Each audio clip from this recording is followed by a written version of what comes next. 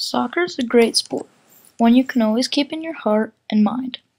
If you're not playing soccer, you can watch it, coach it, and even cheer for a team.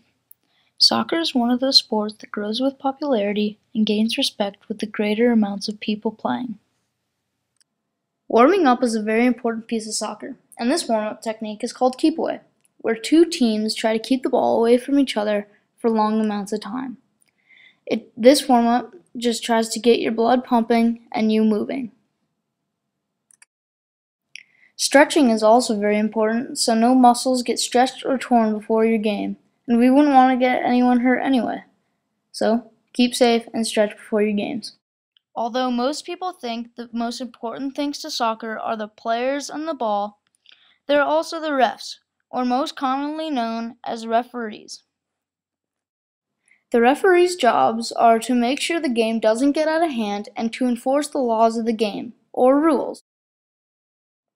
They wear different colors so they are easily identified between the players and the referees.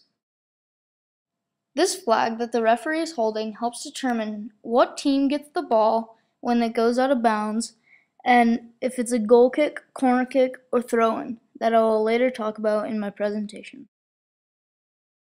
The fans of the game can be anyone, family, friends, people of the community, or out-of-town goers who want to watch a great game. Fans liven up the game a bit like a clown at a birthday party. There can be a ton of people to these games, or not that many, only the few committed parents that want to watch. But when I went to state soccer, I watched my sister play, and there was so many people there watching. A lot of families, and these two men, that were just coming from California or somewhere far out in Utah, wanting to watch a great game of soccer just because they love the sport. In serious games, like the ones at state, the players line up and get ready to play, along with the referees that after they line up start going to their positions when the game is about to begin. As this happens, the parents snap photos quickly and try to find out bits and pieces of the players' emotions before the game is about to begin. The ref on the right is going to his position on the sideline as long as the ref on the left, far left. And the one ref in the middle is going to his position to judge the game, fair and square. As you can see, the players got out of the huddle because they now are pumped and are ready to go. The kickoff is about to begin, and the intense game of soccer is well on its way. During soccer, each team wears a different color. They also wear shin guards for protection and cleats for more traction when they run. Passing is one of the most important techniques in soccer to learn, because if you're not quick in your passing, the other team can easily take the ball away from you. Also, since you can't use your hands in soccer, how else would you get it to your teammate in a time of need? So you need to learn how to pass, and quickly, because it helps a lot when you know and learn how to do it. In-game passing is where it really counts, because you're playing against a team that you don't know their fitness level and how fast they can run to get the ball, so make sure you're quick. The huddle, or team's position to get pumped up right before the kickoff, is important because you have to encourage each other and keep calm. The kickoff is located in the center circle, which is 10 yards in diameter, and only the team with the ball starting off is allowed inside it. The other team, if they're inside, can be penalized by the referee. A kickoff can result in a good outcome like the first video, or a bad outcome for the kicking team in the second video. The kickoff is about to begin, and each player is matching up who they're going to guard. This kickoff is a really good kickoff because this kicking team is getting it into other team's half in a timely manner, and it would be easier for them to keep it down there.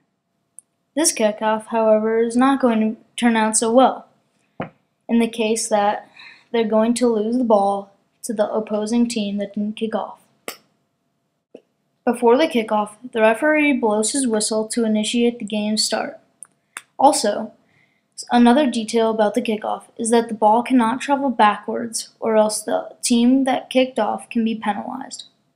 This ball is near one of the two sidelines that are more formally known as the touch lines. I could go through a lot of detail, but this line runs the full length of the field in a rectangle. These are the lengthier sides of the rectangle, and they cause throw-ins. An example would be if Team A kicks the ball out, Team B throws it back in. In this example, Team A that kicks the ball out would be orange, and Team B would be white, throwing it back in. For a throw-in, there are quite a few rules that apply. First, you have to have the ball in both your hands, and you have to release the ball above your head. Second, both feet must be firmly planted on the ground in the initiation of the throw. A lot of people do running throw-ins to get more power on the ball, and in this example, to get it farther down the field. In this situation, we are looking down the line of the goal and into the goal box, where goal kicks are initiated. The line the goal is sitting on right now is called the goal line. A situation where a goal kick would happen would be if Team A is defending the goal to the right and Team B is attacking the goal to the right, and they kick it out of the farthest line to the right, which is called the goal line. Then Team A gets the ball to the nearest line to the goal, or the 6-yard line.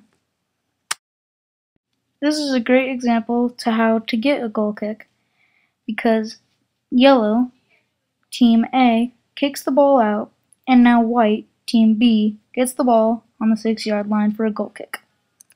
Now this is a goal kick in action and how it's going to work.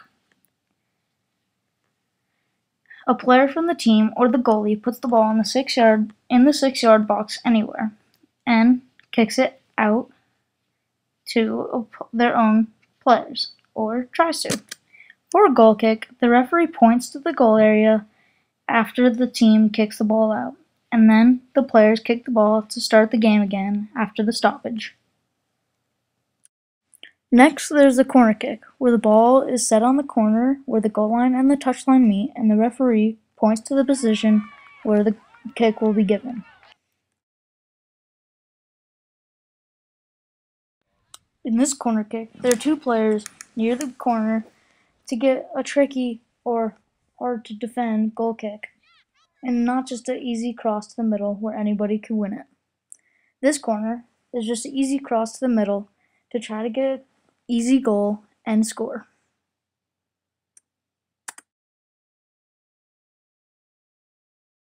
Next, there are the goalies, who can use their hands in the 18-yard box.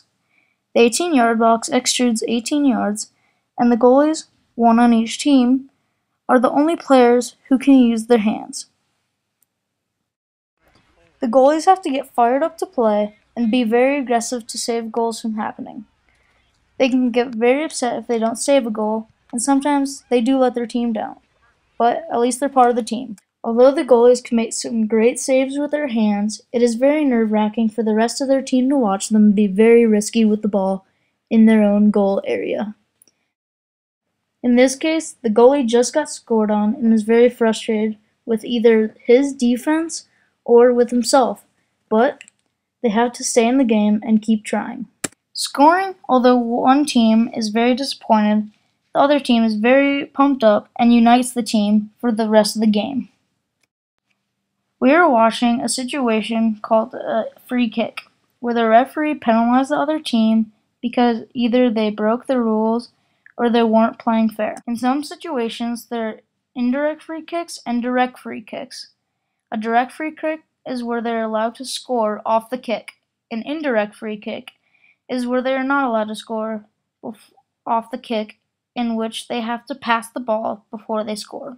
The reason for the two different types of free kicks is the referee's decision on which rule they broke, or the law that they broke of the game. In this situation, if there's a penalty in the 18-yard box, or the rectangle extruding out 18 yards from the goal, then the team that got penalized gets a penalty kick, which is a kick 12 yards away from the opposing team's goal that they were attacking. In the player's eyes for a penalty kick, it looks very simple to score, and for the goalie, very challenging to stop. The player has to wait for the referee's whistle, and the goalie has to stand on his goal line and cannot go forward or backwards. Here's a breakaway in progress, where both goalie and player are determined to score or save a goal that could happen. Some players that are very athletic or have been playing a long time can learn greater skill to try to get around other players that they're competing against.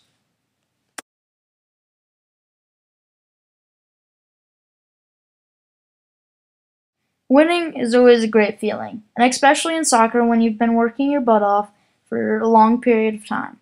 In soccer, after the game, whatever team wins, they still shake each other's hands and the refs. In soccer, there are a lot of other specifics and different regulations that I could have went over, but these are the basics and things that you should and need to know in order to play soccer.